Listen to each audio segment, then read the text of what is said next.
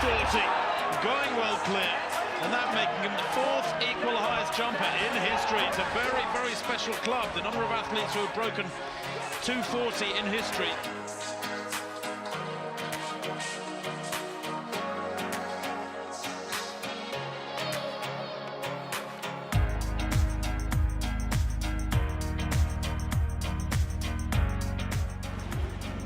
Oh, he's got it too! Two men clear at 2 meters and 40.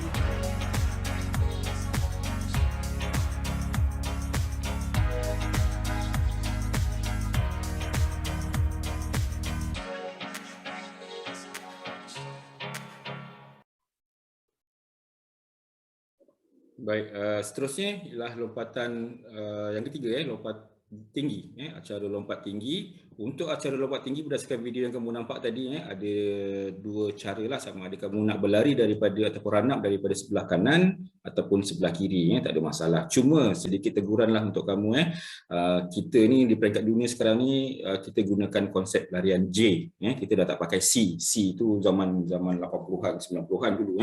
Sekarang ni kita dah ada teknik yang terbaru untuk berlari, untuk memudahkan atlet dan tidak memenatkan atlet adalah dengan larian J. Baik, teknik untuk melompat di atas halangan, untuk melepasi halangan bagaimana, sebenarnya kita ada empat cara, iaitu yang pertama sekali seperti yang dalam gambar tu kamu nampak ialah scissor jump. Scissor jump nanti kita akan tengok gambar yang lebih jelas lah, ni gambar tahun-tahun berapa ni, 1896 punya sukan ni. Dan kemudian kita ada western roll, western roll, bagaimana cara western roll nanti kita akan tengok juga lebih jelas. Dan yang ketiga adalah straddle.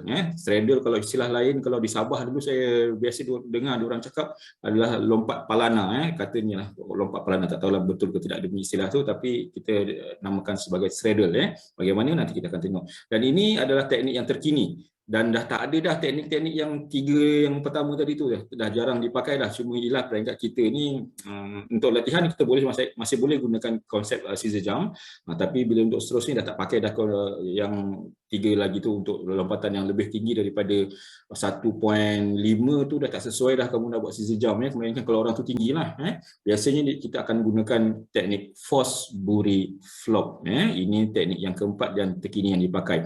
Baik, kenapa yang sebelum ini dia pakai tiga teknik yang pertama tu? Untuk pengetahuan, dulu kenapa dulu tak pakai Fosbury? Kenapa sebelum ni tak pakai Fosbury tahun 1980 ke 1912 tu, kenapa tak pakai Fosbury? Untuk pengetahuan, pada waktu ini tak ada tilam. Nanti kamu akan tengok video, betul ke tak ada tilam pada waktu itu? Memang tak ada tilam.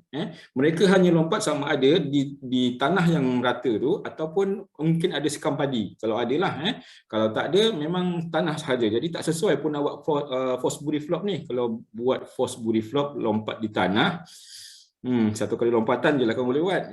So yang terkini adalah Fosbury flop. Nanti kita akan tengok teknik yang betul macam mana lah.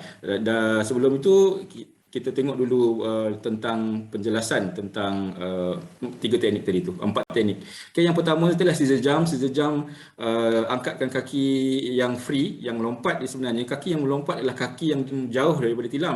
Jangan lompat yang kaki dekat dengan tilam. Yang melompat adalah kaki yang jauh daripada tilam. Kalau kamu tengok yang baju hijau ni, dia melompat menggunakan kaki kanan, dan yang berdekatan dengan tilam adalah kaki kiri dia. So kaki kiri dia yang diangkat dulu, untuk scissor jump. Kemudian tadi kita ada teknik yang kedua, iaitu western roll. Western roll, dia angkat kedua-dua kakinya direct terus lompat dengan cara berhadapan menghadap ke palang untuk melepasi palang. Itu cara western roll.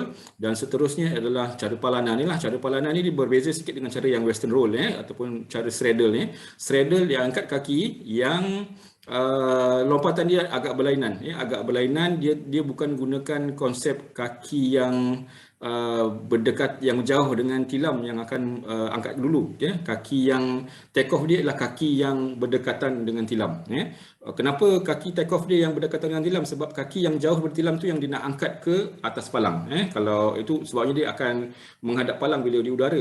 Itu untuk straddle. Dan seterusnya yang keempat adalah Fosbury flop. Untuk Fosbury flop ni, kebanyakan atletnya bila dia buat Fosbury flop, ramai sebetulnya saya tengok baguslah, sekolah menengah sains banting boleh buat, ada yang boleh buat, cuma mengabaikan beberapa teknik, iaitu pertama, beberapa perkara. Yang pertama adalah untuk mengangkat hip kamu ke atas, ya. Untuk mengangkat hip kamu ke atas, untuk bengkokkan badan tu ke atas, pinggang kamu ke atas, itu kamu tak buat. Yang kedua adalah mendongak ataupun menghadap kepala itu, bengkokkan lagi ke dalam ke arah tilam. Itu yang kita tak buat, yang kamu tak buat lah. Memang agak sukar lah, lompat tinggi ni asalnya agak susah, ya. Biasanya orang-orang yang lentur badan dia je boleh buat.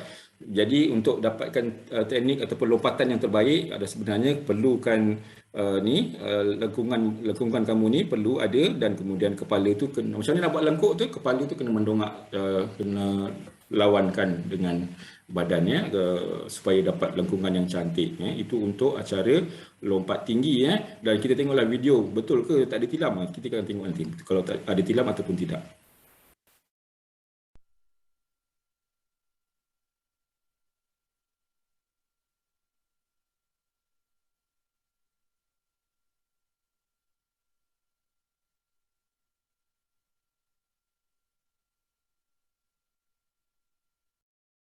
Baik. Kamu dah lihat tadi, lompat tinggi, bagi tahun yang lama lah memang tak ada tilam lah, ya. Kalau ada tilam mungkin jarak ketinggian tu mungkin bagus, ya. Tapi oleh kerana zaman itu belum lagi diperkenalkan konsep adanya tilam, maka dia gunakanlah 3 teknik yang pertama tadi itulah, ya. Dia tak gunakan Fosbury. Baik, untuk run up, dia untuk kebiasaan ini kamu boleh buat sebenarnya. Waktu saya katakan teknik terbaru sekarang ni adalah menggunakan larian J. Larian J dia lurus dan kemudian baru dia ambil curve, Larian C 2 kali curve. Waktu saya bila melatih atlet, masa di Sabah dulu, ada seorang, ramailah atlet yang dia kebanyakan jurulatih, dia tiba-tiba dia meniru teknik yang terbaru ni, dia tengok macam mana saya latih, sebabnya bila peringkat daerah boleh menang. Peringkat seterusnya kita ada konsep satu lagi, konsep bahagian, ya, pertandingan peringkat bahagian. Jadi di situ susah buat lah. Atlet sekolah saya bukan kuat sangat pun, ya. Asal untuk menang daerah sudah lah, itu konsep saya lah. Menang daerah sudah, yang penting dia ada sijil dan ada pengalaman untuk berlari. So gunakan teknik J dengan kiraan 10 tapak. Itu yang asas, 10 tapak. Jadi macam mana? Landingkan dua-dua kaki dulu, kemudian bila nak lari, kaki ni kalau right, kaki kanan, kan. Kaki kanan akan undurkan satu kali ke belakang sekejap untuk dapatkan momentum, untuk dapatkan feel untuk melompat tinggi. So bila dah ke belakang, baru tolak kaki ke depan, kaki kanan tu. So dia akan buat kanan kiri, kira-kira lah 10 tapak, dan last kaki kiri. Okay? Ini satu lagi teguran lah untuk kamu berkenaan dengan lompat tinggi. Bila saya tengok kamu berlatih lompat tinggi ini, teknik yang berbahaya kamu buat, iaitu kamu bukan melompat berdekatan dengan tiang. Sekurang-kurangnya satu kaki ataupun 2 kaki sahaja daripada tiang. Jangan melebihi. Kalau melebihi, kamu dah melompat di tengah-tengah, kamu akan landing, ya. Ini kalau kamu lompat di berhampiran dengan tiang, kamu akan landing di tengah. Bayangkan kalau kamu landing ataupun take off di tengah-tengah tilam, kamu nak landing di mana? Kalau tilam tu memang 4 segi ngam-ngam je dengan tiang, memang kamu akan landing kat bawah ni, kat tanah kamu akan landing. So lepas ini bila kamu berlatih, kamu ada ruang, kamu berminat untuk berlatih lompat tinggi, pastikan lompatan itu adalah 2 kaki ataupun 1 kaki sahaja daripada tiang. Sebabnya kamu akan mengiringkan badan pun, jangan risau, kamu akan mengiringkan, buang badan daripada belakang dan ke tepi ataupun ke belakang, bukan ke belakang betul, ada ke tepi sikit tu, dan kamu akan landing di tengah, jangan risau, itu lebih selamat.